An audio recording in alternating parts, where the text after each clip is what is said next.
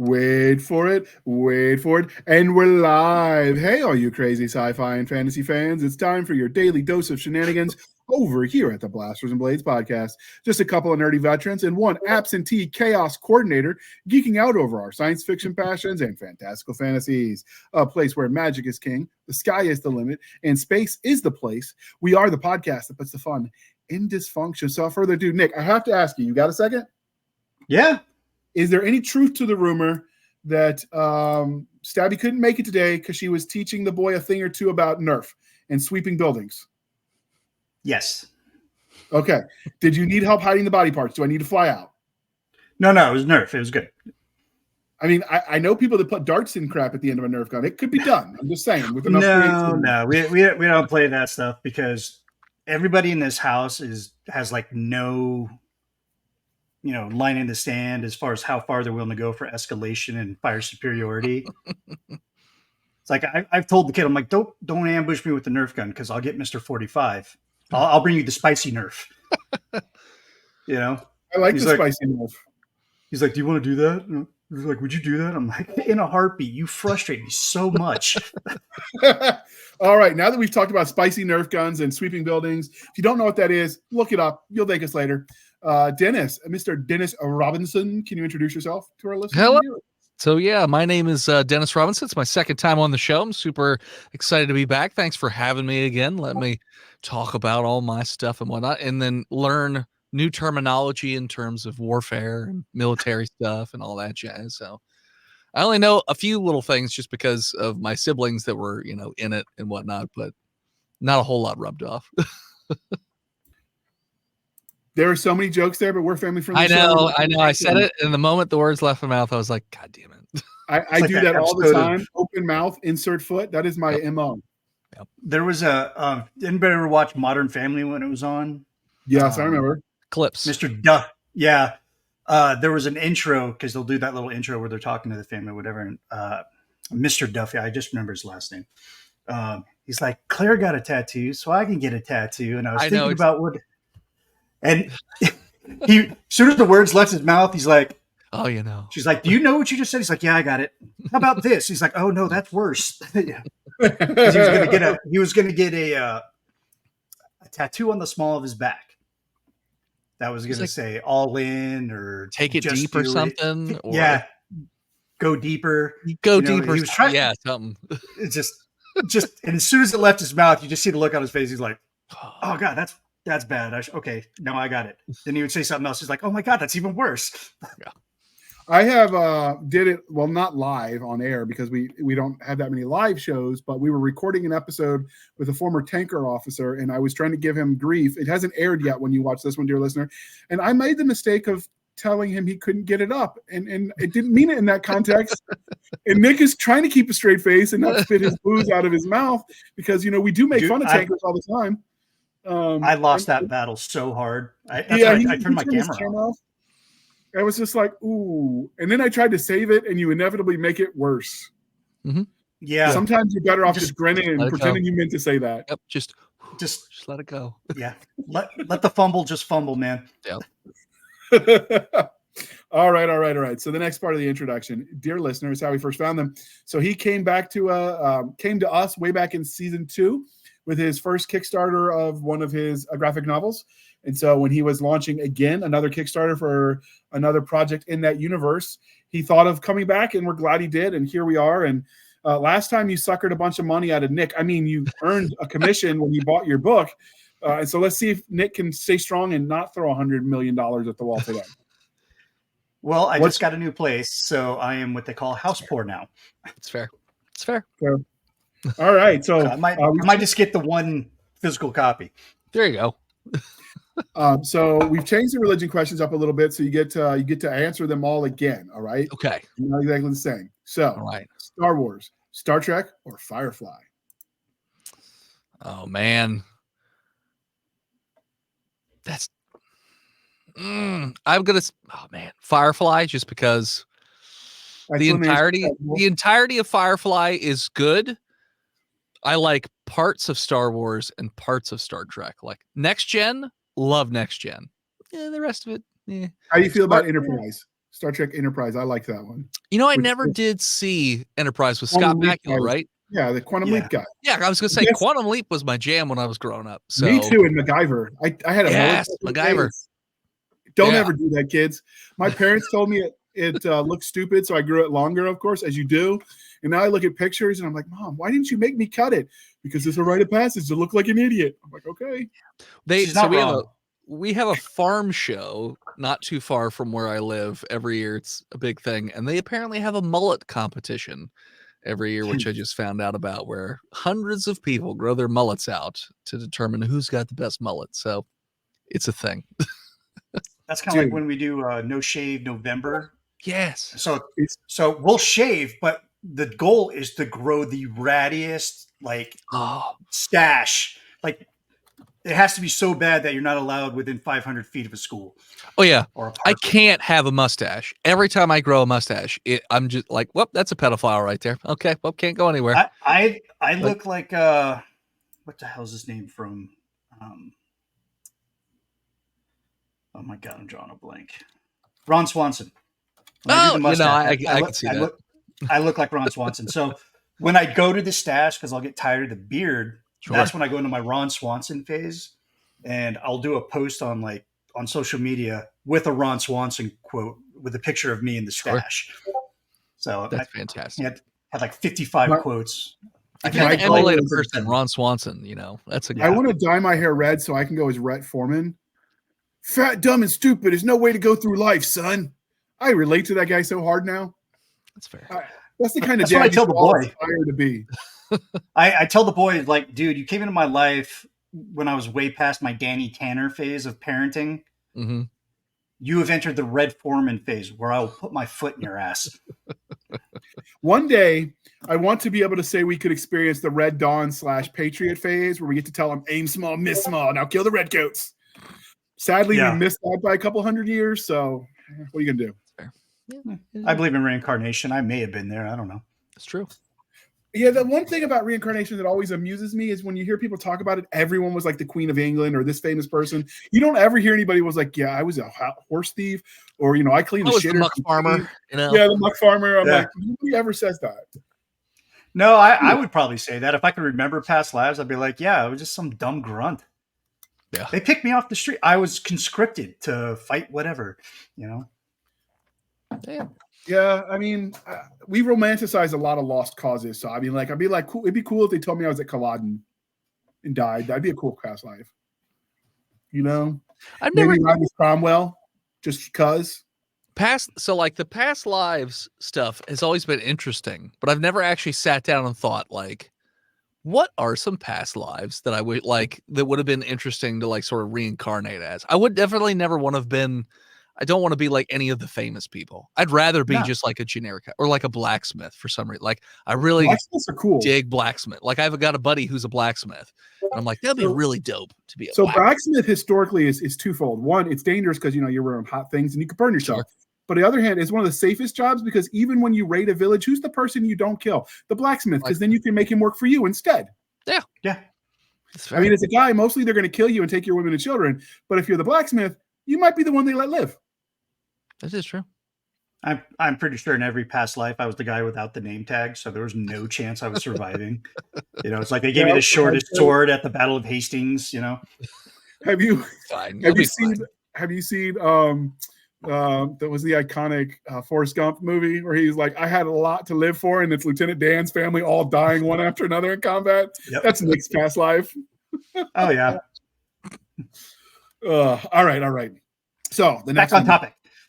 Because we're polytheistic here at the Game of Thrones, at the Blast from Blades podcast, Game of Thrones, Wheel of Time, or Chronicles of Narnia. Game of Thrones minus the last season. It's valid. I'll accept it. I hate that last season. All right, now this is one I know you didn't answer. See, the fantasy one, we changed up some of the shows in there. This one you have never answered before, but it's going to blow your mind. Are you ready for this, sir? I am trying to prepare my mind. This is the second time we've used this question. What is your favorite dinosaur? Brachiosaurus was my favorite dinosaur. It's an acceptable answer.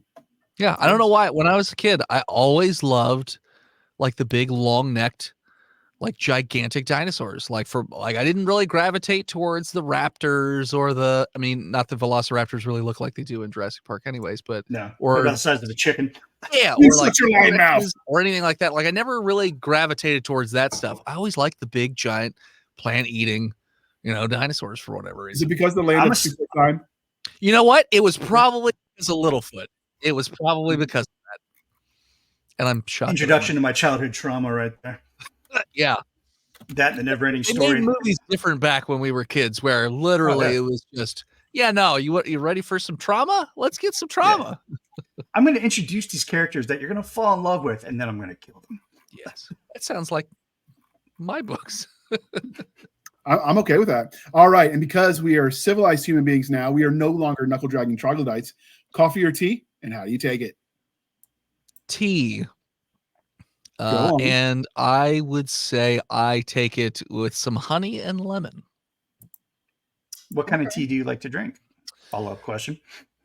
Typically, like a chamomile or something like that. Usually I only drink tea when I'm like sick. Like when I'm sick, I drink a dumb amount of tea. I have a giant Bubba mug and it's got like 8 tea bags in it. And it's just glug, glug, glug, glug, all day. So they overdosed us on steroids or cortisol to keep us in the field when I was in Iraq. So they were giving us a shot in each knee once a week just to keep us in the field. When you get in that many automobile accidents, it's not good for your body. And that's how you clear a road. You just play bumper cars and you ram them off. And so when I got back, eventually when they weaned me off all of that after a couple of years, the doctor was like, you got to protect your liver. So over-the-counter meds are hard on your body, prescribed meds, right? So if you can find, what do you call them? If you can find non-medical ways to treat things, that's better. Holistic. Holistic. Yeah. So I drink a lot of, when I feel sick, I'll drink a lot of peppermint tea with local honey. And the local honey is helps with your allergens. They actually have done research into the Vikings, and one of the reasons they were so much bigger than other people, it wasn't because, oh my God, I'm afraid of them, so they look bigger because it's justified. They were legitimately taller, and part of that, they think, was all the mead because it was honey-based. So it was keeping them from getting as sick. Okay. So that was my doctor told me is local honey and peppermint tea is the way to go. Huh. I had recently looked up, it was like, I didn't know this was a thing at Starbucks, apparently, because I don't really go to Starbucks, but they have a thing called a medicine ball. Never and somebody, so it's like ball means a different thing where I grew up. Yeah. Well, yeah, me too. But apparently it's like half lemonade, half hot water, and then it's a bag of chamomile, and then I forget the other type of tea, and then some honey, and that's it. That's all it is. And apparently it's supposed to like be a big immune system. Sounds delicious, actually. Yeah. So I'm like, I don't want to get sick, but I'm kind of curious to see if it does anything. This hurts my soul, this whole conversation. I grew up in the South where tea was only meant to be drank one way, ice cold and sweet. Sweet. It is diabetes in a cup. Oh, yeah. They call it table wine where I come from, and it should be thick enough with sugar to hold the knife up. Yeah. At a proper sweet. We used to have a barbecue joint around here, and we're not in the South, but they had a sweet tea called Type 2. And I gotta try that. It was really good, but you knew you were in trouble because if you'd eat the barbecue, it just tasted like tea. And I was like, oh, how much sugar's in the barbecue? Where are we going? Because Nick and I are making a field trip plan. Well, so unfortunately, they turned into just a catering business, so they don't even have the barbecue joint anymore. It's just catering. Boo. So that's just criminal. Yeah, because it was amazing, and they were always busy. So I don't know why, but I don't know. Okay, that is unacceptable. And if you like your own tea and coffee or hot chocolate at home, we are affiliated with the Coffee Brand Coffee, made and brewed in America. So if you want to support local businesses, this is your way. Use the code PODCASTGRUNTS, and you can help keep the lights on. These episodes aren't free to produce, and we appreciate your patronage. And with that sponsorship out of the way, let's start talking about the Kickstarter that brought us here. So I understand you like puppies. Love puppies. Make them grow up and meet people. Big 116-pound fluffy puppy upstairs. So love puppies. Husky? A Newfie. I don't know what those look like. I'm gonna have to Google that. Nick, ask him comic questions while I Google a Newfoundland. It's the Nana dog from Peter Pan. Yeah. Oh, yeah. Okay, they look like I'm tracking. Bears. They just look like bears. It's just a bear. It's just a big friendly bear. Really big dogs. Yes. The one dog I would like to get is the Russian Caucasus dog, which is the one that they believe some of the war dogs in a lot of the sci-fi, or excuse me, a lot of the fantasy are based off. because these dogs will hunt bears in packs. Yeah. Oh, okay. They are like Russian Cujo. hunting bears. Yeah, I've seen a few like. Isn't there like also like a Tibetan Mastiff that's also used for like similar breed. bears or something? Yeah, I'm not an depending where you expert go on in the dogs. world that has bears and Yeah. people want to hunt them. Yeah. There's a dog for that. Yeah. You need something done? There's a dog for that. That's right. It's an easy button. Woof woof. That was easy. All right, Nick, let's start talking comics. All right, so first off, you were here last time with the Kickstarter for the Lycan Solomon's Odyssey graphic novel. So you're back again with more from that universe. So what have you added to the world? And well, first off, I guess we should ask for an overview. Sure. So the general rundown, the elevator pitch for Lycan Solomon's Odyssey is that it's the story of the world's first werewolf, and it's a mix of horror, mythology, adventure, and a little bit of history. The first book in the series was all about the origin story. So it's setting up the world, setting up the situation, getting you introduced to these characters. And then the second book in the series, and each book after that sort of moves a little bit forward through time and to different regions and goes into different regional mythologies and monsters and folklore. So the second book went into Arabic mythology, folklore, monsters, and then also opened the world up to magic. The third book that's on Kickstarter, which is launching, well, depends on when this comes out, but as of the time of recording, it launches tomorrow. That one, the way I describe it, is H.P. Lovecraft meets Gilgamesh. That one's sort of like Sumerian times, and it opens it up to like cosmic horror and gods and things like that as well. Nice. Yeah. Well, I enjoyed the first two. Thank you. Because I don't think I wasn't able to jump on the first issue when it came out because I didn't know about it. And then we interviewed you. The issue 2 was coming out. It was on crowdfunding. Yeah, I think I can't remember if we did the interview during the Kickstarter or before it, but yeah, the last time I was on the show, we were doing the Kickstarter for the second book in the series. Right. Yeah, so that's what you talked about all the mythologies you were going to be doing. I was like, oh man, I got to get in on this. So this is launching on March 1st? Yes. All right, I can see what I can do for you. Move it up a little bit. No worries. And it runs till March 31st. Which is my birthday, and I'm definitely not going to milk that for all it's worth. Wink, wink. Absolutely. You're just going to be, same old, just like you do every year. Yeah, exactly. I'm not going to call my family up and be like, hey, yeah, thank you for wishing me a happy birthday. Have you backed Kickstarter? Oh, okay. Maybe you should love me a little more. No pressure. No pressure at all. I absolutely love the art in this. So your art is, and so it even works for my colorblind eyes, so I'm digging it. So that cover came in today. And that one is done by Maria Wolf, if you're familiar with her work at all. I actually met her at Baltimore Comic-Con through another friend of mine. And so she does a lot of werewolf related stuff. And so it's sort of like a match made in heaven. And I just got that cover done today, and it was fantastic. Super happy with it. It's good art. Yeah. And that cover is actually going to be in terms of the Kickstarter is a store exclusive cover. So if you like that cover and you want to get that cover, tell your local comic shop to back the Kickstarter. And then there you go. And then there you go. There you go. And then you got a cool cover. What's the other cover? Do we have a picture of that? Yes, I sent all 3 covers over. So that's the other variant that came in. That one's from Matthew Sutton. So that's the variant cover. I'm probably going to modify it a bit before it actually goes to print, where I will shift that picture down a bit. So that way it doesn't cover up the wolf's face quite so much. Yeah, really get more of that monster. Yeah, but for right now, that one came in you got today plenty too. Of room too. Yeah, you got Yeah. room in the bottom there where you could probably take it down where the bottom of the guys with the hood, because you're still gonna have the main central image, you're gonna have the background images, and you're gonna really get that monster in the background. 100%. Yeah, that's a good call. Yeah, I dig that. So it's just going to be the 2 covers? Oh, no. Here we go. 3. So there's more. This is the main cover. This one's done by Christian DeBari. Now, he's the one cover artist that we've used on each of the books. Matthew Sutton, the one that did the last one we just looked at, he did the variant covers for the second book. And then Maria Wolf is obviously a new cover artist that we've put on this project. But yeah, this is Christian DeBari, and this is the main cover for this book. I'd say, and that's what I like about DeBari's work. He froze. He definitely looks like you should give him a T-bone and take him home because he's cuddly. Yes, very cuddly. But He just part needs of some love. yeah, well, he needs a chew toy. Is really what he needs. So All right, Nick, you're back. Welcome back. I'm back. Thanks. Pleasure to be here. It's been so long.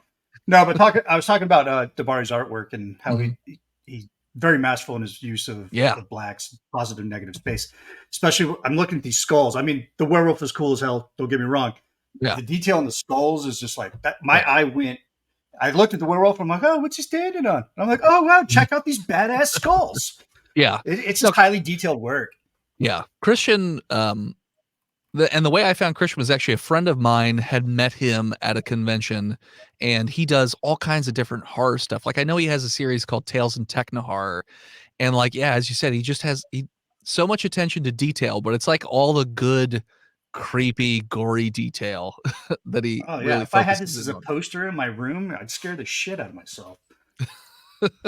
So when can we buy the plushie doll to scare the shit out of him some more? So we're gonna have to talk to Carissa Grant. She's the master of the plushies.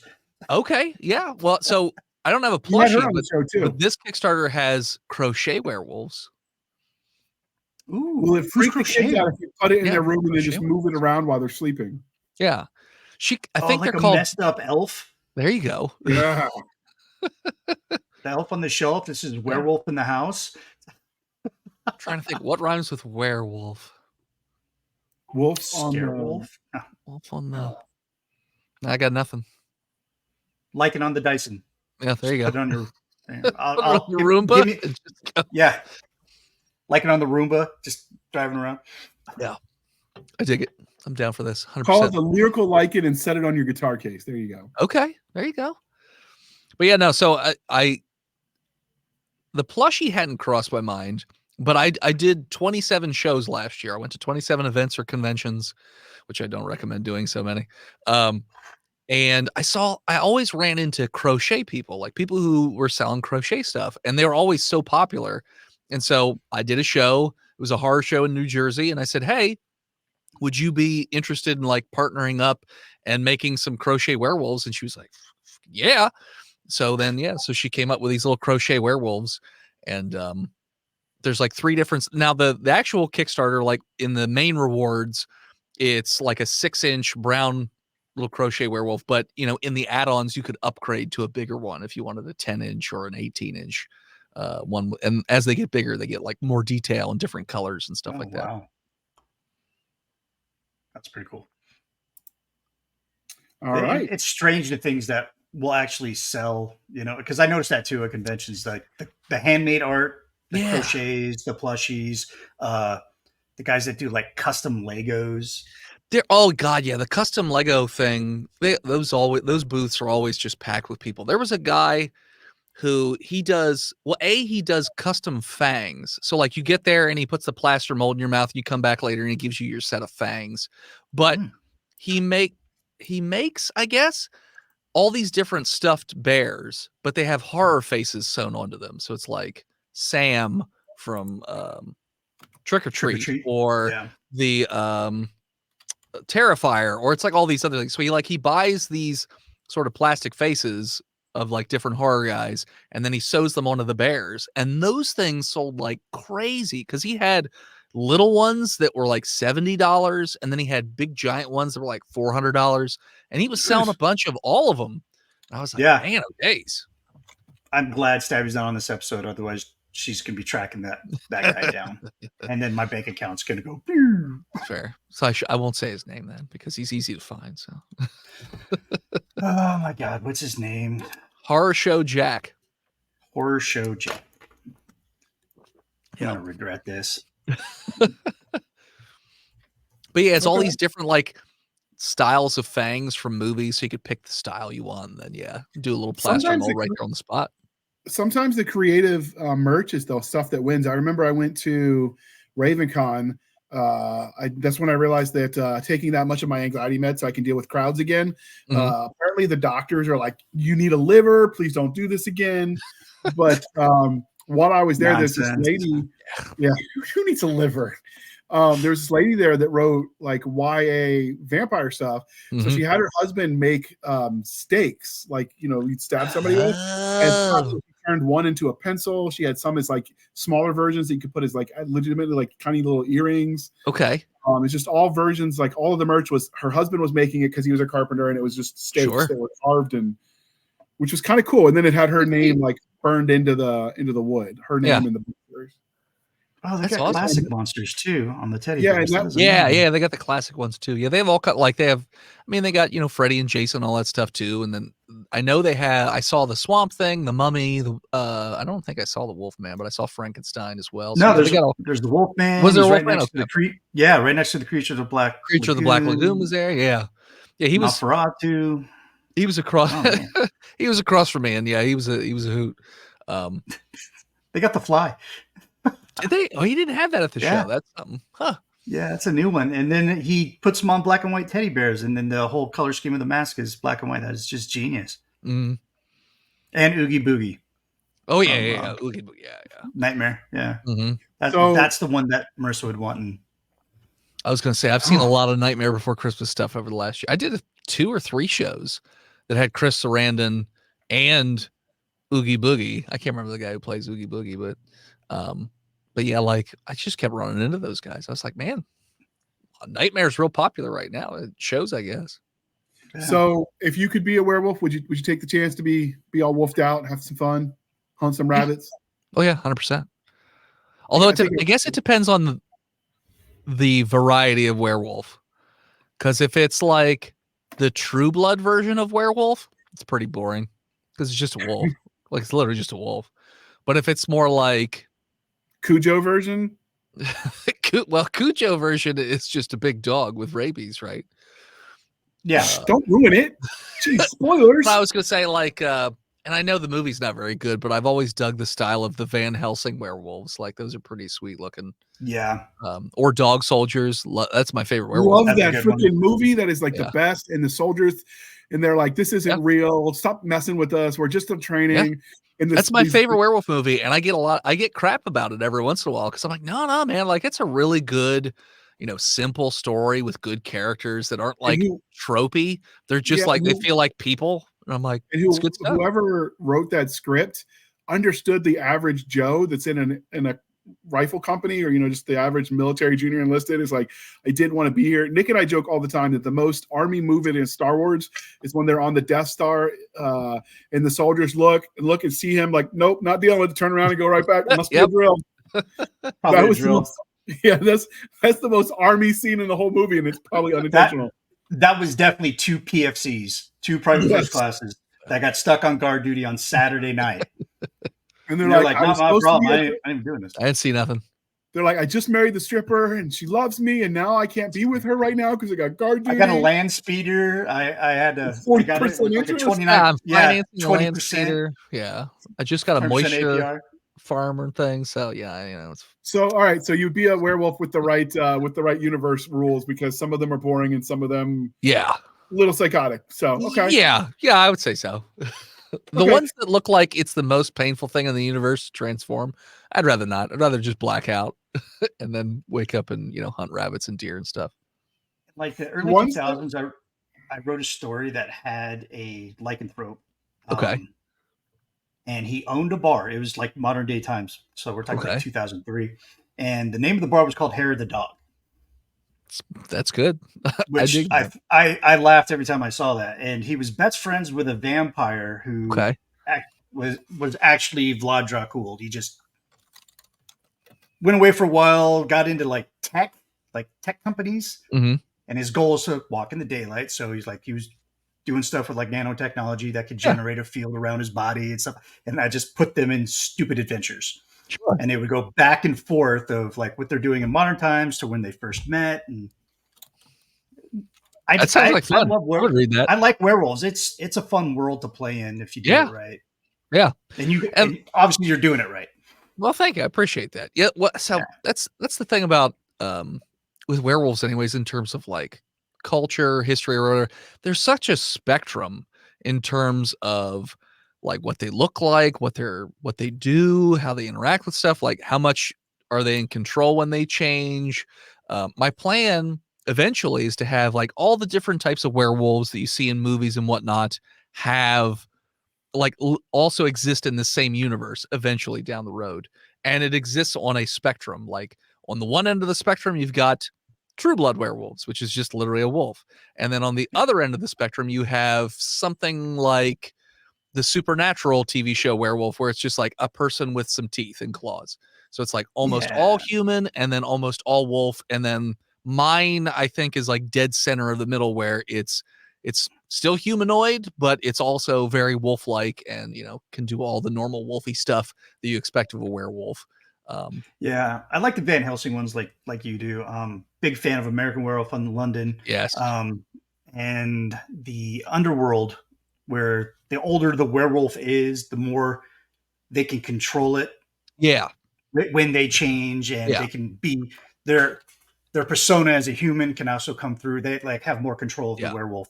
I thought those stories were pretty cool too. Yeah, because that's a werewolf that can think would scare the hell out of me. Yeah. So the style, when we were originally designing the werewolf in the first book, I gave the artist like a bunch of different samples. I was like, take this from this one. Because I Frankenstein everything together. Like when I make recipes, I do the same thing. It's like, I like this from this recipe and this from this recipe. So it's like, we call that measuring with our heart in this house. Okay. Measure with your heart. Okay. Well, so like with the werewolf, it's like, I like the ears from this design, and I like the eyes from this design, and I like the nose and the teeth from like this one. So it's sort of this hodgepodge, but most of it came from the Van Helsing design. And then I guess his name was, it's William from the Underworld series, the one like the oldest, the first werewolf. Sort of like that was the most of the blend, I would say, between Michael those two. Sheen played him, I think. No, Michael Sheen played like the main Lycan in the first movie. William is you never see what William looks like because he's always stuck as a werewolf. That's in the second one. Because his brother is like the one old vampire who gets some werewolf blood, and then he's got big bat wings and stuff like that. Yeah. The Scottish accent. Yes, yeah, the Corvinus brothers. But yeah, that guy with the Scottish accent, it doesn't really fit for the region that he was in, but whatever. And his dad has like an English accent, so it's like, okay, whatever. Well, Sean Connery played a Spaniard once in a small little independent movie called Highlander. Yeah, probably nobody's ever seen it or heard of it. Nobody's ever seen it. It's fine. Yeah, it's fine. I like the Highlander's a good one. There could be only one. If you ever have twins, this is the way you figure out how you're paying for college, because everyone stresses that out. You put a sword in between them, stick them in the crib. The last man standing gets the college certificate. True. Call it the quickening. Who wants it more? That's right. That's right. Who's going to be a doctor? We're going to find out. Who's going to work for the garbage man? I joke, but the garbage man makes decent money. None of those guys make as much as doctors. I was going to say, they actually make pretty damn good money. They make pretty damn good money. Now I'm thinking about why to go to college as a garbage man. You don't say garbage man. What you really say is I'm a sanitation engineer, or I work for waste management. Right. Because when you say waste management or sanitation engineer, we're conditioned to think, oh, is he really that, or is he in the mob? And then you just don't have to tell them. When they talk about ghost busting in the Ghostbusters, like instead of paranormal, what they say, paranormal investigations and eliminations, I'd be like, I'm sanitation investigations and eliminations. Yeah. There you go. We've got a plan for our next job, Nick. We're gonna set this up. All right. So, what do you think makes your werewolf different than everything else that's out there? So, in terms of what's different about the werewolf itself, so the origin is a little different from most of the other werewolf lore that I've seen, in terms of it's more of a Faustian deal, which is not like an original idea, but I haven't seen it with a werewolf. And then the entity or creature, whatever you want to call them, that sort of sets up that deal. And I haven't put that in the books yet, but it is something I haven't seen in pop culture or anything like that. It looks like a demon, and they call it a demon, but it's not a demon. It's something very different. When in a later book, we're going to go more into the backstory of like that and the people and the race and all that stuff, and where they come from and how they got started. And that, again, every book is to sort of build out the universe and like make it bigger and bigger and bigger without actually making the story bigger. The world gets bigger, but the story is still like contained and sort of focused. In terms of what else is, you know what? I would say the other thing that's different. Oh, I can't say it because it's a spoiler. There is something that I think is very different between this iteration of a werewolf and most of what I see as werewolves, but I haven't shown it yet in the books. I'll give you a hint, and I will say the Incredible Hulk. That's all I can say. So what you're saying, based on what you wrote in the side chat, is Yes. Basically that, right? Yeah. Don't worry, Nick is not allowed to edit this, so he can't bleep us out. We're good. Yeah, and if you would have gave me that spoiler, I'd have been mad as hell, dude. Because I'm looking forward to this. Yeah, I was gonna say I try, because especially when I do shows, people start asking questions. Like, people will buy the book on the first day, and then they'll come back on the second or third day and start asking questions. I'm like, okay, how much can I tell you without ruining? Because I have the whole thing figured out from start to finish of the series. So I was on another show, and they asked me, where is he going to be, or which book does this time period take place? And I was like, oh, that sounds like book 13 or 14. Not that he'll be there, but that time it's like, they were like, wow, that's kind of weird that you know exactly when it's going to happen. I was like, yeah, no, I got the whole thing mapped out.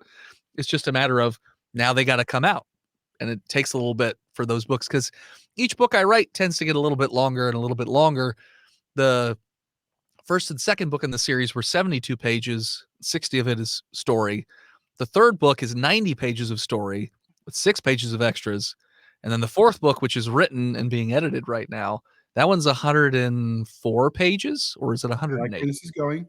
So, yes, all right. So, how many book arc do you have right now so far? Obviously, there's more room to come and grow, but do you mean like what's planned or what's out right now?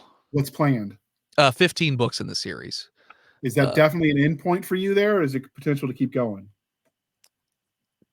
Technically, it could keep going, but I think that'll be the end point. There are other like different genre and books that I'd like to do at some point. But this story I see is, I think the story should end at 15. At least the way that I have it ending, I think that should be the end to it. It could keep going, but I think it would just be doing it a disservice at that point, in terms of now you're just kind of stretching it too thin. It's like the TV show Supernatural. Like, there was a real season 13. Yeah, but they kept on stretching it and going, and it's like, okay. I mean, I love these characters. I love being around you, but no, you're wrong, sir. Every TV series needs at least one Disney World episode and at least one musical. It is required by law. Sammy. Yeah. So when this series, you know what, Nick? Now that you say that, you kind of look a little bit like Bobby, a little bit. Just a little bit. Bobby, I'm getting there. I just don't have the ponytail yet. It's true. You're a little skinny. You get the trucker hat, you get some flannel, and you're good to go. Dude, that's gonna be my Halloween costume. And we're like, who are you? Just some redneck up in the mountain? And we're like, idiots. Yes, but I'm a particular redneck in a mountain. A particular one, yeah. You idiots. Then you just look at him and be like, you sure got a pretty mouth. All right, so that's the Appalachians. That's my neck of the woods. Okay, right. That's my people. It was me and Mountain Phase Ranger School walking up and down the TVD. You know, the RRIs would play the banjo. Yeah, and you want to blow all of us have seen that movie. Let them know that most of the Shenandoah Mountains that they think about are from West Virginia from that song are actually in Virginia. Yeah. So you're doing about a book a year. So basically what you're telling me is by the time this kid can drive, you'll be ready to do something else. Yeah. Well, so if the books start to get to a point where they're paying for themselves and like I'm evening out on them, that's when I'll probably start looking into starting some of these other series that I have planned. It's just a matter of right now, because I pay for everything out of my own pocket. It gets to be very expensive when you're the writer, because I'm the cheapest guy on the team. So, and as the books get longer, the books get more expensive. So if we get to a point where the books do start to even themselves out, then I'll start to look into starting some of these other series up, which are very different from this one. So So what you need to do is add a tip jar to your website, which is like Lycan.com, I think. Liking my website with money. That's right. Right. So you can throw you a couple bones to help, figure out what it costs per panel, and people can start donating per panel. Like, there you go. There you go. Help push the story forward. I haven't figured that out, how much it is per panel. But Maybe I do know when I tell people how much a book costs, they're like, yeah, that's a lot more than I thought it was going to be. I was like, yeah, no. Dude, I told JR how much it costs, and he was like, I didn't know it was that much. I'm like, yeah. Yeah. He was bored, or we were bored in between projects, and he's like, let's just write a comic. You could do this. It'll be fun. It doesn't take that much. I'm like, okay. My computer was like down, so I was doing it all by hand, but comics, obviously, you know what the outlines look like. Yeah. And so I sent it to him. I'm like, okay, this is exciting. Let's get this in print. And he's like, well, you got an extra insert. I don't remember what the number was at the time. It's gone up because inflation. Sure. He's like, you got an extra couple thousand laying around. I'm like, no, why? He says, because that's about how much this would take to cost. Yep. Produce. Well, and that's the thing too. I've learned to do so many aspects of what I call the assembly line of making a comic. I mean, I'm an artist. I've learned how to letter. I've learned how to write. I haven't learned how to color yet. I've tried. It escapes my wheelhouse. So, okay, I know I'm going to be paying like $40 to $75 a page on the colors, depending how good, or if that colorist is his name. Like if I'm getting Alex Sinclair, I'm paying at least $80. Yeah. But he was coloring for Jim Lee's X-Men. X-Men? No, he was doing Batman. Anyway. Okay. So like if I'm going to pay for those guys, so like my artist rate depends. If I really love the project, I'll drop it down to, I don't know, and I can't believe I'm putting this on the air, about $50 a page. Okay. Which is pretty cheap. I'm like competing with guys that live in Brazil. Yes. So, I know, because I hire those guys. Yes. So, they're quick, they're fast, and American money just makes them kings over there. So, so I'm saving at least between $50 and $125, $150 a page if I was paying myself, And if I wrote it, well, I just saved myself $25 a page. Yeah. And that's just for a 22, 24 page floppy. And then the lettering, well, I saved myself $10 a page on that. Because I got all the software and I learned how to do it. But there's something called the cost of bullshit ratio, or the noise to bullshit ratio. So it's like, I could do it myself, but like how much of the time could be better spent doing something else? And it's a constant juggling act when you're a project manager, which I've learned doing the anthologies. But so speaking of your comic, your graphic novel, you're doing about one a year. Are you going to be kickstarting every one of them? You're going to be coming back every year? Is that what your plan is? Yeah. So it's getting to the point, because the books are getting longer, that I don't think a book is going to come out every year. Eventually, now it's starting to look more like a year and a half. So there might not be a book out next year, but because of the production costs, I'm thinking I might just do a Kickstarter every year anyways, just to help offset those costs. Right. And, my goal was always have the books completely finished by the time the Kickstarter launches. And I did that for the first two books. And the third book is mostly done. It's not all the way done, because I wanted to build some trust and be like, hey, this is a safe bet. If you back it, you're going to get it. And at this point, you should realize I'm too deep in the hole. So it's going to happen. It's happening. This is happening. Yeah. So go ahead. Oh, no, sorry. So I was going to say, we are going to do a Kickstarter for the fourth book. It'll probably be next year in September. And then we'll see when that book actually comes out. Because production, I talked to the art team, because the fourth book is written, it's being edited. But I talked to the art team, and they said they weren't really going to start working on it until after summer because of their other projects that they're working on. So production's not going to start till after summer. And the book is like 108 pages. Well, so I'm going to guess it probably won't be done till early 2026 would be my guess. And I love that too. When the book showed up, when your first two issues showed up, I completely forgot I backed it. Because I do that. I like that little Christmas present to myself, Oh, yeah, I guess same thing. I'll be like, what is this? And when did this happen? Yeah. So it shows up. It's like, it's somebody from Dennis Robinson, and I'm like, huh? And then I'm having to go through. All the monkeys in my brain are going through the warehouse trying to pull out that file. Yeah. And they're like, "Oh, the werewolf dude, give it here. Yep. Come on, I won't touch it. Give me. You know, and I sat down and read them.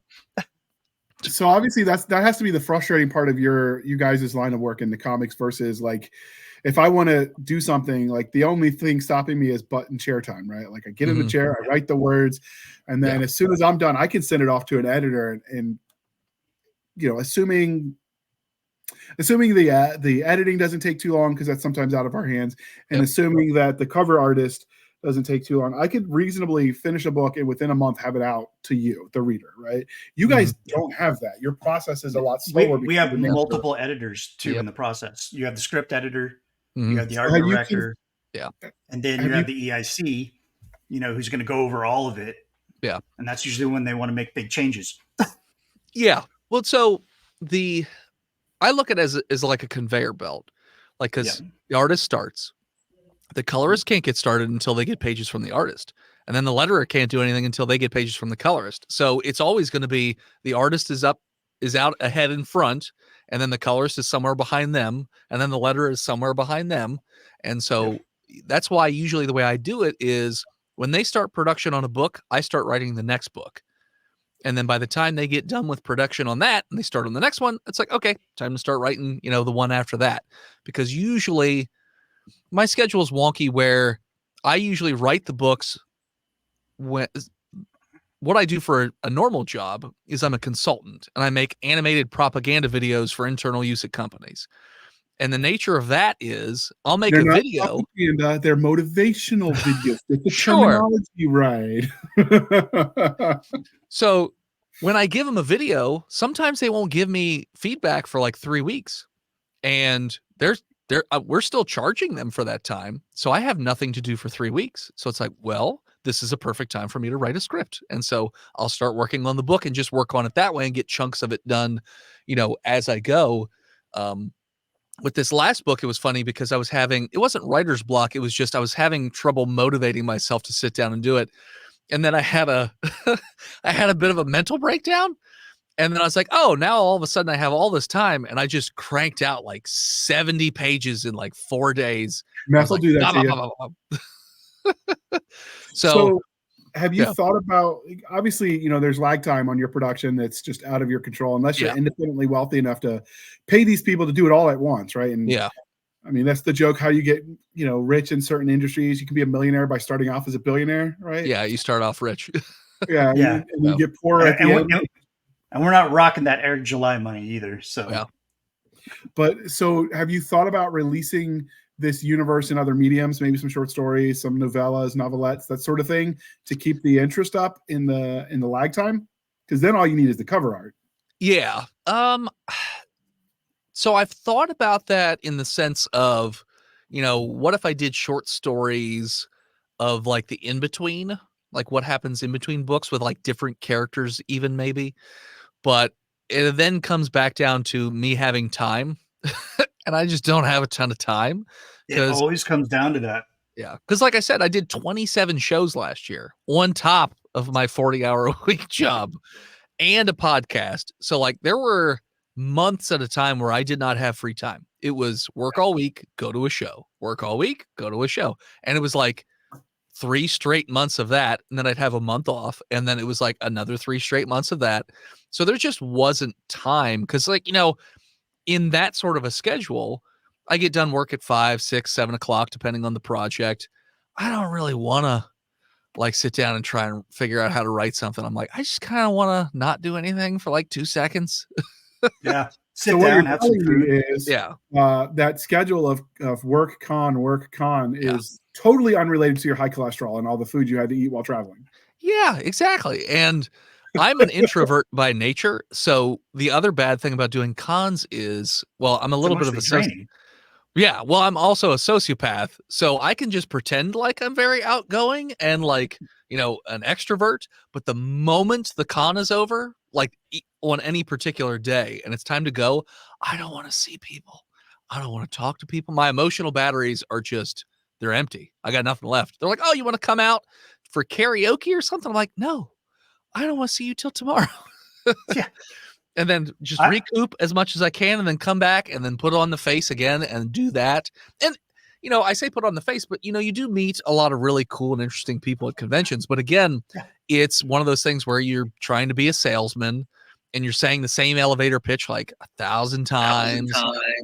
And it just drains your batteries by the end of the day. And then you get home after 3 straight days of that and you go back to work for a whole week and then, rinse and repeat. So it's just one of those things where, yeah, there are all these things that would be really cool to do. I just don't have the bandwidth and the energy to do them. And the con circuit is rough, especially that amount. Like I usually, when I was doing the con circuit, I would top it off at 10 because I just wouldn't have any more juice in the tank. And if it was a 3-day con, Friday, I know I'm not going to get any sales because everyone's just kind of looky-looing. Yeah. Cool. Got it. I've been there myself on the other side of the table. All I want to do on that first night, I'm going to get me a really good cheeseburger. I'm probably going to have a couple of beers. I'm going to try and get to bed early because Saturday is going to get crazy. Yep. So you're on your feet for 10 to 12 hours. Mm-hmm. Maybe you're making on average like $3 an hour if you broke it down. Yeah. And then after that, this is why I pick hotels that have a jacuzzi. Mm-hmm. So for Saturday night, I want a steak. Okay. With a giant baked potato and an old fashioned. Then I want to go back to my hotel. Yeah. And I want to get in the jacuzzi for an hour and Calgon what take me away. And then I'll go upstairs, have another old fashioned on the way back to my room. Okay. And then I'm done for that. And then Sunday, sober as a judge, try and get what sales I can on that last day. Yep. And then I pack up my car and then I'm driving anywhere between an hour to 8 hours to get back to my house. Yep. And then I don't want to do nothing for 48 hours. I just want to just veg. Mm-hmm. So I just want to know, is that similar to the experiences you have doing 27 cons in a year or events? Not maybe the steak and the meals and all that, but sure. Well, so the way I do cons is I won't go to a con unless I know somebody who lives in that vicinity. So that way I save on the hotel cost because, man, oh days does that like last year we did Richmond Galaxy Con and it was a fantastic show. And I got to meet, who's the guy who played Gimli? John Rhys Davies. He came around every table at that con and wished every vendor good luck before the show started. Like, what a nice guy. I've heard that about him. And so that show was amazing. And I, made a good amount of money. But the problem was we booked an Airbnb. And after you take out the Airbnb and the table cost, it wasn't really a whole lot of money left over. So now I have a buddy who lives in Richmond. So now I won't have any Airbnb costs. So now it's like, okay, well now, there's more profit or at least a better ratio or whatever. So for me with cons, it was Friday, and every show is so different. They're like snowflakes, man. Like Friday, I had some shows where Fridays were the busiest day in terms of for me making sales. Some shows was Sunday. Usually Saturday's the busiest in terms of foot traffic, but whether or not that translates into sales, I have a very weird niche product where you have to be into comics and werewolves. It's like a very small Venn diagram for people. Wait. There are people that don't like werewolves? What the hell's wrong with them? Vampire fans. I've had a lot of people stop by the table and I'm like, do you like werewolves? They're like, I like vampires. I said, okay, well, I don't have those in the story just yet. Someday, but not yet. I bet those are the people that kick puppies or something. All right, so this is the part where I've got to interrupt, and I have to remind you, dear listener at home, that there's not a commercial airing right now at the 53-minute mark because, one, we've been jabbing, and two, Dennis was kind enough to sponsor this episode, so we're going to link to his Kickstarter where you can go check it out and back it. So if you want to help out the podcast, go help him out because we all rise together, right? Like undead zombies. Do you have those yet? Ghouls were the closest thing. That was in the second book. Not quite zombies, but we'll take it. Ballpark. Ghouls. Yeah. Close enough for government work. But I will say, so my one difference between your jacuzzi story, I did because so my company, they give us a wellness bonus every year. What we're supposed to use on wellness. So I bought a shiatsu. I bought a shiatsu foot massager that I take with me to shows, and then at the end of the night, I have it in the hotel room and I literally just get a little foot massage. And oh my God, does it make a huge difference at the end of the day to just be like, okay, 15 minutes, just get that massage. And then, because I stand the whole time. I don't sit. Yeah, me too. Me too. Even as an artist, like I also do commissions, and I'll do them there at the con. So I have my little travel drawing table, and when I stand it up on the table, my height, I'm able to draw, and then I talk to people. I was watching an interview. I talked to Neil Adams, and he goes, "Yeah, I don't." Back in the day, I would never sit down during a con. I would draw and talk to these people while I'm getting things done.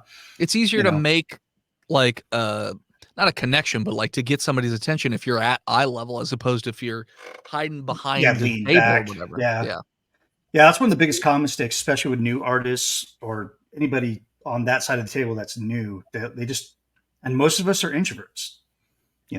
Most of us don't like talking to people. There's a reason why we do the mediums that we do. It's because we don't like communicating with people face to face. But I'm an introvert extrovert, sort of, or maybe I'm just a sociopath. I don't know. I can fake it. But being I noticed a big difference from when I first started doing cons, and I would just sit behind the table and just kind of hide there and let them, look over my stuff and then walk away, compared to when I would kind of be a carnival barker or a circus barker. I'm like, hey, come over here and check out my stuff. Hey, flip through my portfolio. Hey, I'm not trying to sell you anything, but just to make you aware, these are the prices. This is what we got going on.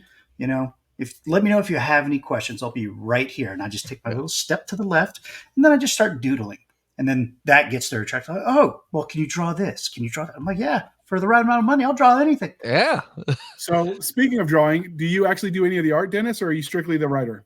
So I'm strictly the writer on the books because there's not enough time. However, to try and sell things at a con to a more general audience, I did take up painting. I don't paint anything from the book, but I do Bob Ross style paintings of nerdy landscapes. So I have the Death Star in a Bob Ross style, and I have the cabin from Evil Dead. Dude, where can I buy this shit? Why are you doing this to me? I'll send you You some still pictures. have the cabin? Yeah. Well, so I made these paintings, but I can't take the paintings to shows because I didn't know this at the time. Oil paintings have to sit for a year before you can put the final lacquer on. So I used a high def camera. I didn't know that. And I take pictures of them, and then I get prints made. And the camera's so good that I've only had one show so far this year, and it was the first show that I had some paintings out. People would come up and like touch the prints because all the ridges for the paint and everything are on there. So they're like, "Is this a painting?" And I said, "It comes from a painting, but it's not a painting." Because I had Camp Crystal Lake and Spirited Away. Stabby is gonna want to buy that now. And well, Camp Crystal Lake was one where people weren't really getting it. And Jason I painted Jason where he's hiding in the lake. Like you could just barely see his mask and there's like a little shadow, but like if you're not really looking for it, you probably wouldn't notice it. But like Where's Waldo of Horror? Yes, exactly. And I forget what else I had. I know for the current ones that I came out with, like I said, the Death Star, Evil Dead, Halo. Halo, go on, tell me more. Shadow of the Colossus. Man, I'm trying to think what else. I know Spirited Away, House Moving Castle, and there were some other ones in there. Dude, but I can't remember some of those. But yeah, I'll shoot you some Facebook pictures of the prints that I have. But what's the Halo scene did you do? So it's a waterfall where it's got, and then I wanted a scene where it was in nature because Bob Ross, but also it has the actual halo up in the background. And so it's some mountains. There's like a thing of light shooting up in the sky. Jaws is another one I did. The orcas sailing into a sunset, and there's a little barrel being like towed towards the boat on the other side of the picture. Nice. But yeah, I don't know exactly where in the Halo game the picture is taken from. I can't remember, but I know it was a waterfall because I was just sort of scrolling through images and I was like, ooh, I like this. I think this would work for a Bob Ross style painting. So I've heard the conspiracy theory that Bob Ross was actually a serial killer and he was just painting where he put the happy little bodies. That's where all the bodies were. I've heard that story as well. Is this why you paint, sir?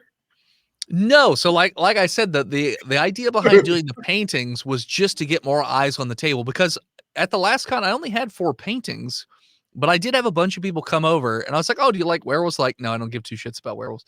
I'm looking at these paintings over here.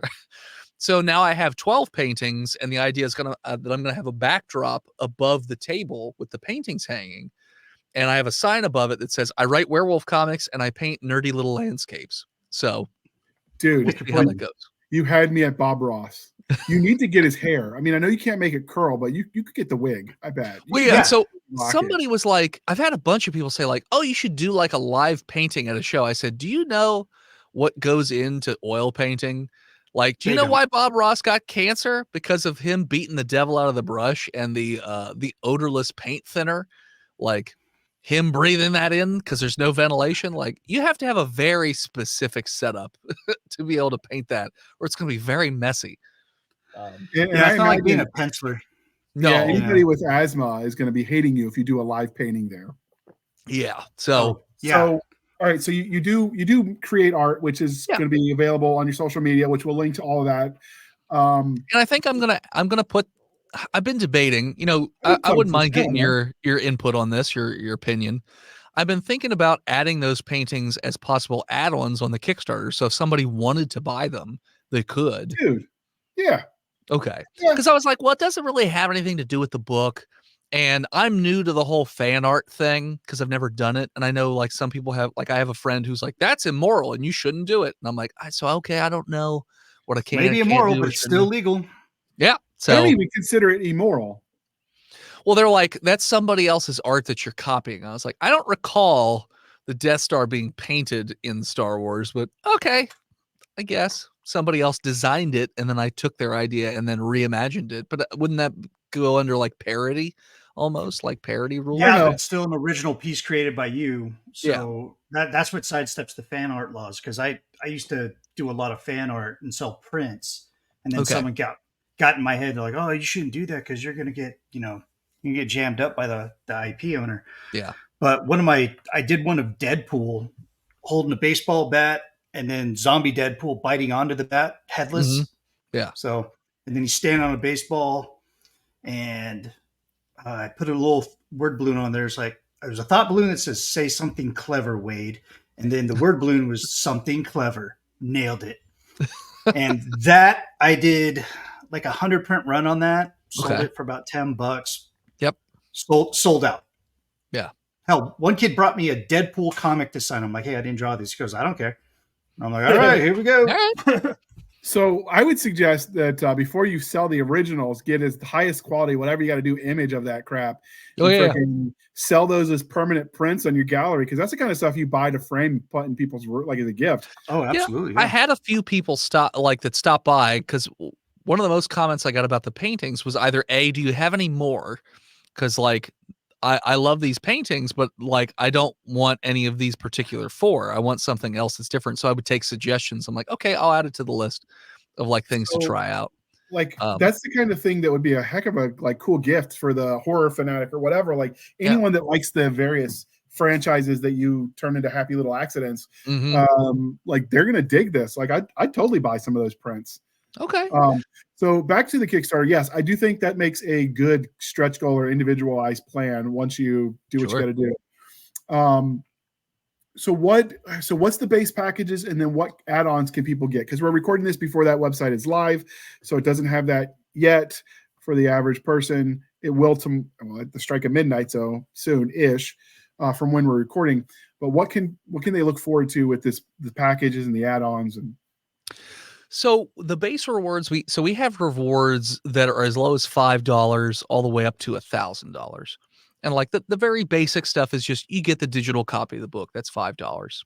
Cool beans. If you want to get the book itself, so normally I was charging $15 for the other books, but this one is 30% longer, so I upped this price to $20. It's literally the same price per page as the other ones, or right around it, something like that.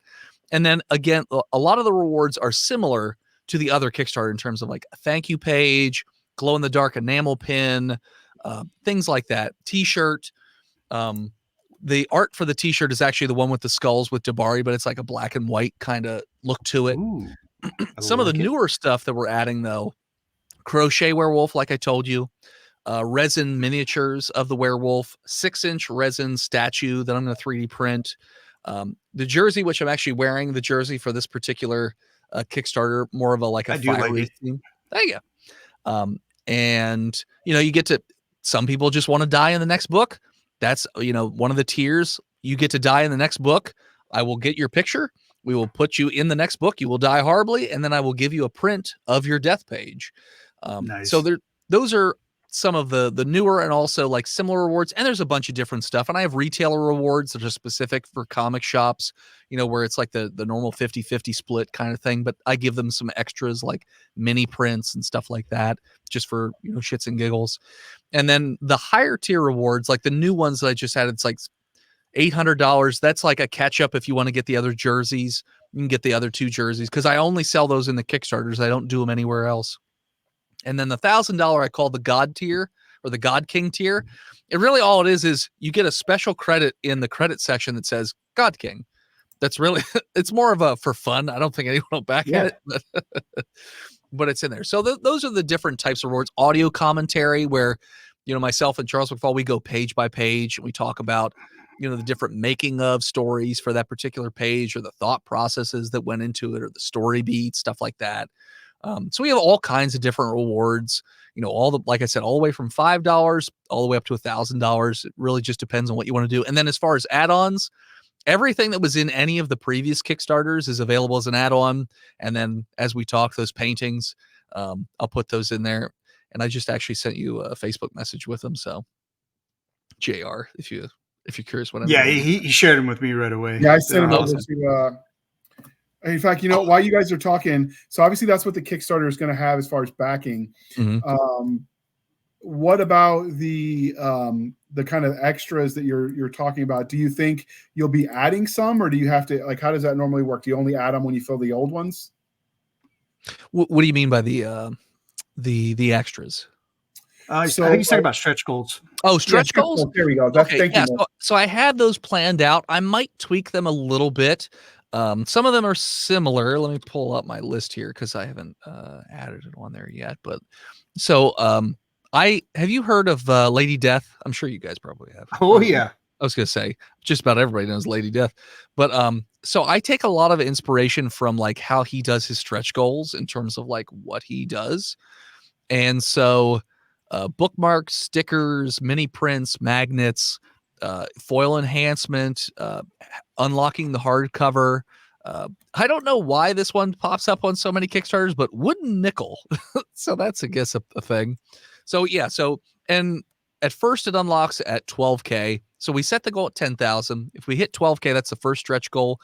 And then it's $2,000 for each stretch goal after that up till about 20,000. And then it starts to become 5,000 per stretch goal at that point. I have them planned all the way up to $100,000 where, it's some 6x9 prints, it's some more stickers, magnets, collector cards, keychains, pens, pencils, all kinds of different stuff. And if you're watching at home, I'm throwing Ghost up of Tsushima. That was the one I was trying to think of.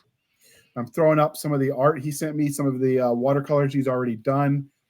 Better than I could do, so no judgment from me. Well, yeah. I like this one. You can almost looks like the art. You can almost. So see that's the one people kept trying to touch, and they're like rubbing the print. I'm like, yeah, I get it. I get that it looks like a painting, but it's not actually a painting. But it's not. Yeah, but it's not the painting. Well, what's funny with that one? So that's Link's Awakening. It's one of the Zelda games, and one of the comments I got, they're like, "I love this picture, but I hate that game." And I'm like, "Okay, well, I'm sorry." To each their own. I get it. Yeah, whatever. But yeah, those were it was Mount Vesuvius. Oh, I remember. I did Mordor as well. Nice. Yeah, I don't have any small pictures of that one though. Like they're all like 30 gig or 30 megabyte images, so I can't send them through Facebook. But I'll make some small ones. I'll send them you guys your way. Nice. But yeah, no, they're fun to do, and it's sort of a nice, relaxing way to be able to turn my brain off if I'm thinking about too many things and just sit down and actually just work on something. And I don't do art on the books, but I used to do art, and I wanted to have some sort of creative outlet to like show like, no, yeah, I do art too. I just don't do the art on the books. So that's part of also why I'm doing the paintings. And again, to just try and get different eyes on the table and just try and, recoup some costs so I could keep the production on the books going. Okay. So we've been at it for an hour. We want to make sure we didn't miss anything, because when Nick and I get talking about something we're passionate about, sometimes we go far in a field and we forget the topic that brought us here. No worries. So was there anything about, Nick loves comics, so like he's all about getting nerdy with you about it. in the process, because he'll talk for hours if you let him about the process on the back end about how to make them. This is true. Was there anything about the Solomon's Odyssey, the graphic novel about Lycans, that we didn't ask that you think we really ought to know? No, I think we've covered most things. I mean, we didn't get into like specifics of like how ridiculously expensive it is to make comics, but I think by now we know it's very expensive. But as far as the other thing I guess I'd want to share, just because it's goofy, is that so I made 2 videos for this particular Kickstarter. The one is the actual Kickstarter video, which is, so if you look at either of the other 2 Kickstarters, each of these videos is a continuation of a story, like a little side goofy story, like a Lon Chaney. It's like a black and white movie. The first one, he's walking through the woods and it's like late at night. There's a full moon. You hear a wolf howl at the end. The second one, I'm being chained up in the basement by my good man, my servant, I guess, whatever you want to call it. And like, I'm still talking to the audience. This one, I wake up bloody and in tattered clothes in a field or in the woods. And I'm just like acting as if nothing had happened. And then there's a severed hand next to me. And it's like, oh, that's not good. And it's sort of going to that. But when I was making these videos, that one in particular, the lapel mic stopped working. And because I had all this makeup on, I was like, I really don't want to, because I just recorded them last weekend. I also don't have time to then redo all the makeup and put on all that stuff and try and redo the videos. So I dubbed them. So now it feels more like a Godzilla movie in terms of the audio that's on it, where it's like, it doesn't quite match up because I have a lot of audio mannerisms where like words will stutter and things like that. And it's very hard to recreate. But I also did make another separate video where I talk about everything that goes into making the books and the finances of everything and how it's all broken down in terms of, who gets what and, where's the money going? Because I get that question a lot where it's, hey, so I'm back in this Kickstarter. Where does the money go? It's like, well, the books have already been paid for. The simple answer is it comes back to me because I'm immediately just going to go and pay for the next book. Right. But they're like, well, you can't say that. It's got to be more complicated. I'm like, okay, fine. And we go into the whole details of like, all right, so this is how much, not specifically, but like, this is what it's, this is going to the artist. This is going to the colorist. And so I made a graph or a pie chart that shows like, this is for the artist, this is for the colorist, and so on and so forth. Because one comment I got with the first Kickstarter, I set the goal at $6,600 and we technically made $10,000, but after bounced credit cards and Kickstarter took their, lump of flesh, it's more like $8,500. Which even still, people saw that and they were like, oh, your book cost $6,600 and you made $8,500. You made a profit. It's like, no, the first book cost me $22,500 to make. So no, I didn't make a profit from the Kickstarter. And the second book took a loss. Yeah. And the second book cost me $23,500. And this one is going to cost me over $30,000 when it's all said and done. When you got to order the Kickstarter rewards and the shipping costs and all that stuff. So yeah. So this one's running me over 30. Yep. Because because Nick was quoting comic books, which are shorter than graphic novels. That's why your numbers are so larger. Okay. Now it all makes sense. Okay. Yeah. So when you're doing 66 pages of comic book art, I mean, that's essentially 3 floppies put together. Yep. It gets pricey, and it gets pricey quick. Yep. If they want you to give them a more complicated answer, say, well, it starts with my Swiss bank account. Yes. All right. But I would say that's really the only other thing in terms of like, if you're interested in like the behind the scenes sort of what actually goes into making the comics. Like, so I did make a separate video for that in the Kickstarter, if you want to check that out as well. But other than that, I think we've kind of covered everything, unless you guys have more questions for me. Nick? I would, but it's going to get into spoiler territory, and I like to be surprised when I get book 3. It's fair. It's fair. Okay. So you've got at least 15 planned. When you do your, hopefully, you can crank it up to 2 a year. If the sales are there. So obviously you get the issue is who doesn't have to spare $40,000 laying around? The issue with that is, so like, I'd like to keep the same team just so that way the art looks the same. I don't know how easy it would be to be able to find another artist that makes it look exactly the same, just because based on the tryouts, everybody's art looked different. And with my team, they can't produce more than they're already producing because they have other projects too. So I don't know how you would even do that, where it's like, no, all your time belongs to me. Well, then I have a feeling that you'd just be paying more to get them be like, no, that's all I'm doing now. Sweet. I'm just working on Nick's not telling you, but he's not telling you that maybe he knows a guy that can, break a few kneecaps, motivate people to work harder, work faster. His cousin Two Finger Vinny. Okay. Yeah, if you need a freelance Vader type, to get people back on schedule. All right. So that's the plan. When you're not writing the Lycan Solomon's Odyssey kind of universe, what do you think you'd be doing if you weren't doing this, as far as like for graphic novels? Well, so I actually have 2 other books that I want to do. And once these books break even, if that ever happens, the plan is to then start to try and flesh those out. There's a sci-fi series that I would like to do. Have you ever seen G Gundam? Yeah. Okay.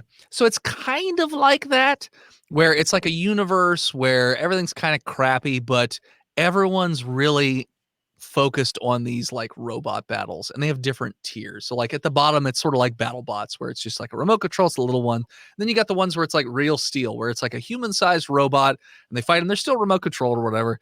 And then you get into the ones where they're piloted and they're, maybe like 15, 20 feet tall, something like that. And then you get into the ones where it's like countries fighting each other for like just deciding, some sort of governance. That's where it's like the 50-foot tall robots and stuff like that. Yeah. I have a series that's kind of set in a universe like that called Scrappy, where Scrappy's spelled with like the leet speak numbers, about a little girl who sort of, she comes from a very affluent family, and she has a little robot helper with her called Scrappy, and she ends up losing her family and then ends up in the muck of the bottom tier of things and sort of learns about robot fighting and like gets into it and sort of has to like build things up from there. Those would be much shorter books than like the Lycan series. Like the Lycan ones, they're very, very long. These ones I think would be much shorter stories, like regular size comics, I would say. And then I kind of want to do a comic series about the podcast, just because I think the ridiculousness of our show would translate well to a comic, like short comics. Those would be 2 that I think I would probably do if I wasn't, solely working on Lycan right now. We will link his podcast in the show notes. Speaking of show notes, since we're wrapping up, we're at the hour mark, and I want to have this time to get this all edited because we're going to bump you up in the production schedule. So I appreciate that. People have more time to look at your stuff and hit the buy button. But where can listeners and viewers at home find you? And we will link to the podcast as well. So you can find me mostly on Instagram these days at World's Most Okayest DM, or you can find me at Hivehead Studios. I post on both of them basically, so either one is good. You'll find me on either one. My website for the books, hiveheadstudios.com. You can find me on there. I also have a Patreon, patreon.com/hiveheadstudios. Only have one tier. It's $3. You get access to a Discord, and we also do a mostly weekly, depending on how busy I am, podcast where it's, my buddy describes it as a documentary. We sort of just go in to all the different behind the scenes stuff with it, but like the different shows I'm going to and like the different like business aspects of making the comics and like all the weird crazy crap that happens to me where like we're talking about getting published in Spain, but there were some like questions of if there was some sort of fraudulent thing going on. So you know, all kinds of different stuff. That's mostly where you can find me, and you can listen to the podcast over at Botched, a D&D podcast, all your podcatchers. Our current season is set in the SCP universe, which is like X-Files on steroids. And if you're not familiar with the SCP universe, we actually have an employee orientation video over on our YouTube channel, which gives you all the information you ever need, and it's both informative and hilarious. Okay, that sounds exciting. And this is the part of the interview, dear listener. Well, hold on. First, I forgot to ask. Obviously, you back this on Kickstarter, you mail out, you fulfill it. Mm-hmm. If people catch this a year from now, or they find episode 183 a year from now, where you're on book, I don't know, 12 maybe, whatever, I'm big and dreaming big for you, Dennis. Is this available for sale afterwards anywhere else? Yes. So if you go to hiveheadstudios.com, I have a store.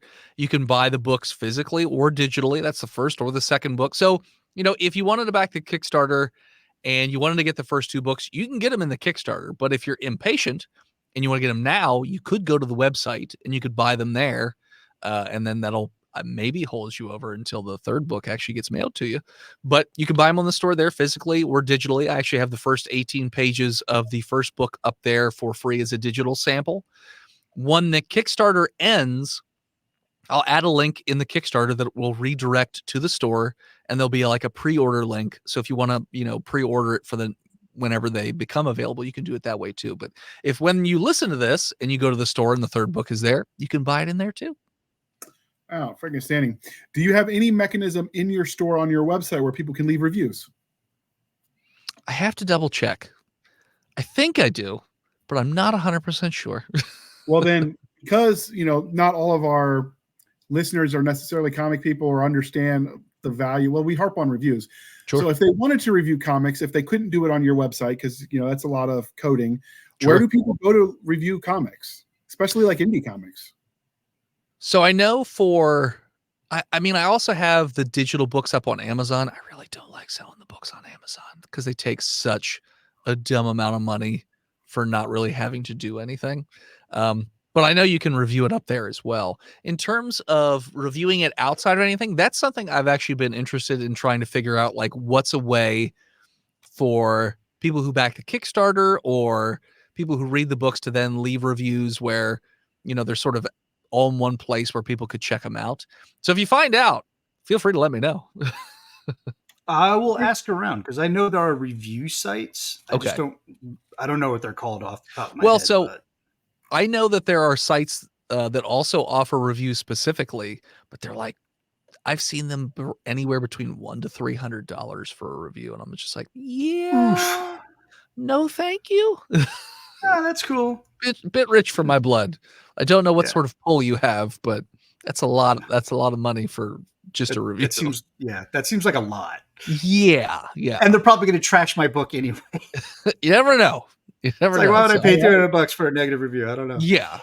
So before we let you go, dear listener, this is where we remind you to please be kind and speak your mind on the reviewing platforms. Your reviews help the right books find the right people, and that includes graphic novels and comic books.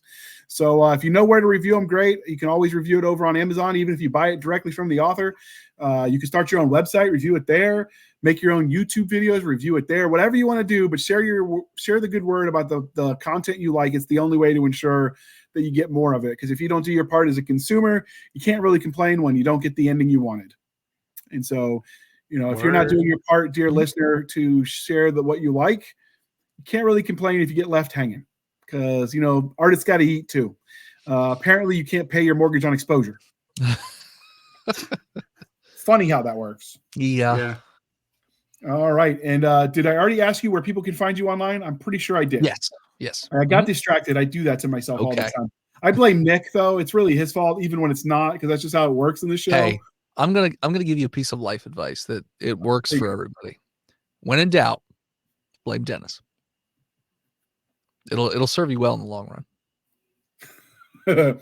All right. And you can find us, dear listener, on our link tree, linktr.ee, linktree/Blasters and Blades podcast. Again, linktree/Blasters and Blades podcast, where we link to all the things, the bit shoots, the rumbles, the YouTubes, the Twitters, our email, blastersandbladepodcast@gmail.com for professional purposes only, people. Yes, even you, Chuck.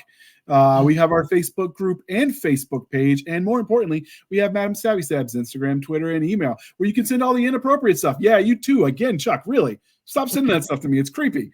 And with that being said, you can also go to our website at anchor.fm/blasters-and-blades. Again, anchor.fm/blasters-and-blades, where for as little as 99 cents a month, you can also help keep the lights on.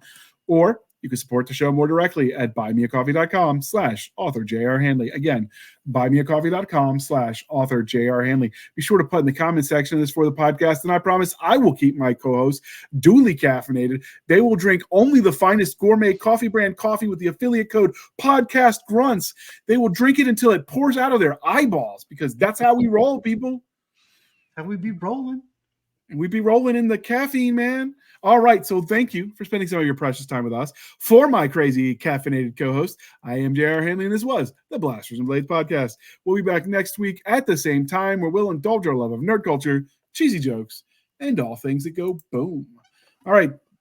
Dennis, thank you for coming on. And we're not even blaming you for anything this time. Thank you for having me. I appreciate it. It's always Really good fun. talking to you guys. I had a great time last time. I had a great time this time.